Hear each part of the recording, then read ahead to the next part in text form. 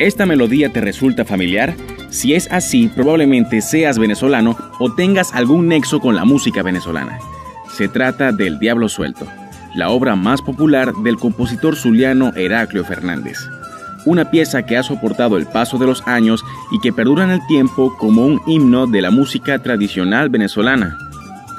Aunque normalmente la escuchamos a velocidades exorbitantes, podríamos confundirla con otro género como un joropo, pero este tema originalmente es un vals de una velocidad mucho más calmada. Ha sido interpretado por una gran cantidad de artistas de Venezuela y del mundo, por lo cual es indispensable en los ensambles y diferentes agrupaciones de la música venezolana. Pero, ¿cuál es la historia detrás de esta mítica canción? ¿Era realmente obra de Heraclio Fernández? ¿Y por qué lleva este nombre? Bueno, el guitarrista, docente e investigador caroreño Alirio Díaz se hizo la misma pregunta hace mucho tiempo, por lo cual realizó una investigación al respecto que quedó plasmada en su libro Música en la vida y lucha del pueblo venezolano.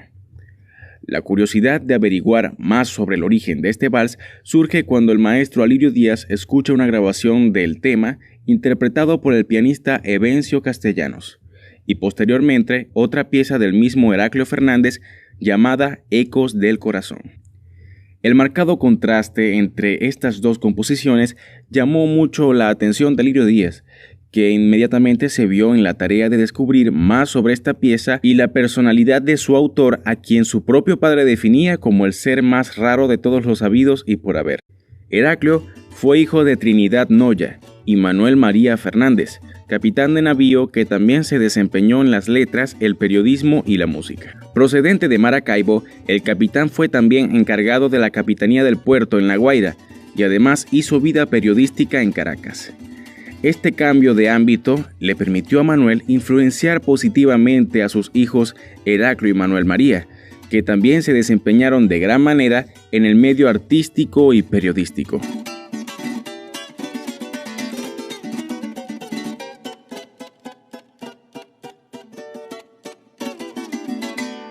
Aprendió a tocar piano con su padre, quien fue su único profesor, lo que nos da a entender que Heraclio fue un gran autodidacta, que no contó con profesores profesionales. A pesar de morir apenas a los 35 años, el joven maestro zuliano consiguió realizar su obra en los siguientes campos del arte: composición musical, enseñanza pianística, concertista en muchas zonas del país, donde se destaca notablemente su habilidad de dramaturgo. Además, en la elaboración de un método para aprender a acompañar el piano, piezas de baile al estilo venezolano y en el periodismo artístico, fundando en Caracas dos importantes voceros de la música venezolana, El Zancudo y El Museo. A través de su semanario, El Zancudo, Heraclio realizó una importante divulgación de obras musicales de autores venezolanos. En los 13 años de existencia de El Zancudo, alcanzó a divulgar más de 520 obras musicales, además de acoger variado material literario, poesías, chistes, caricaturas y ensayos. En este periódico, Fernández publicaba sus composiciones musicales y además colaboraba con prosas o versos que firmaba con el seudónimo de El Zancudo. En 1877 se retiró de la dirección del Zancudo, posiblemente para dedicarse a la enseñanza y su actividad como concertista, aunque siguió colaborando con el periódico hasta un año antes de su muerte.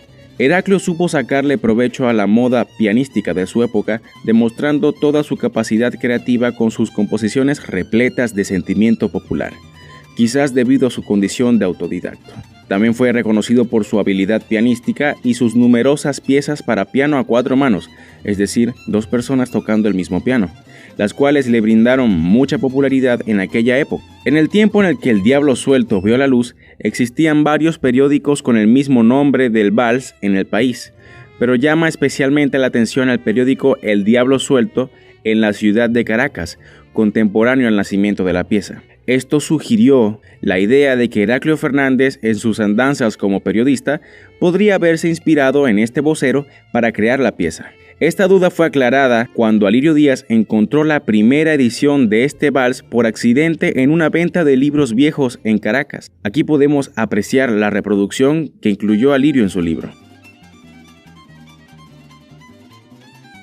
Observamos que el vals fue dedicado a los editores del periódico del mismo nombre el 19 de marzo de 1878.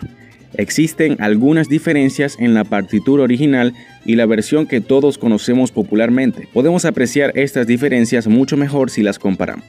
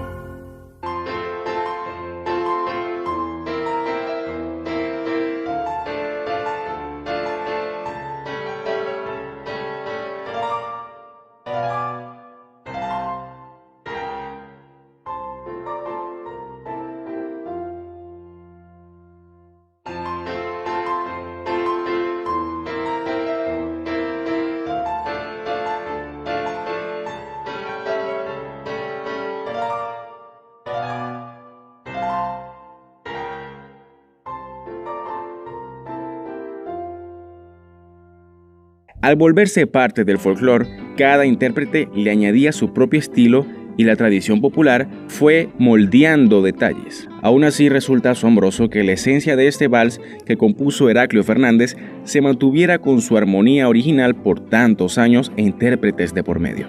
En los años 70, el compositor Enrique Hidalgo le agrega letra para que sea grabada por el reconocido cantante Gualberto Ibarreto. Con este muchacho por ahí anda el diablo suelto y lleva entre sus cachos al hijo de Ruperto, que Lucifer lo llaman bandica, varios nombres le dan, que lo han visto en Carora, también que lo han visto en San Juan.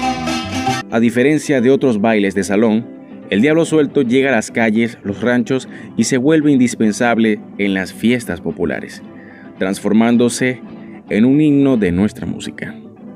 ¿Cuál es tu versión favorita del diablo suelto? Dímelo en los comentarios. Si te gustó este video, te invito a seguir a Golpe y Tradición por todas sus redes sociales y a compartir para que este contenido cultural llegue a más personas.